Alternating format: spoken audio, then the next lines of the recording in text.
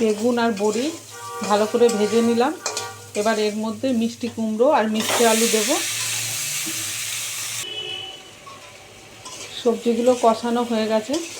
এবার এর মধ্যে লাউ শাকগুলো দিয়ে দেব। লাউ শাকগুলো আমি আগের দিন কেটে শুকনো কড়াইয়ে নেড়ে রেখেছিলাম নিজের সুবিধার জন্য। তো আমি সবগুলো দিয়ে ভালো করে কষাবো।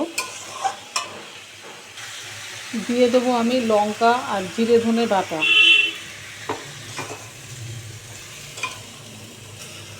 একটু নাড়াচাড়া করে রান্না করে আমি এটাকে ঢেকে দেব যতক্ষণ না সবজিগুলো গলছে, ততক্ষণ পর্যন্ত ঢেকে রান্না করব। সমস্ত সবজি গলে গেছে, আমার লাল শাকের চচ্চড়িটাও রেডি।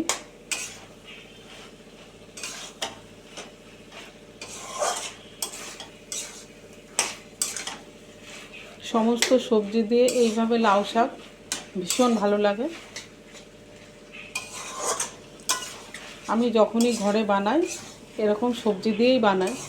অনেক রকমই তৈরি করতে হয়, তার মধ্যে এটা একরকম। এটা খারাপ লাগে না, ভালো লাগে। আপনারাও বাড়িতে তৈরি করে দেখবেন কেমন লাগে।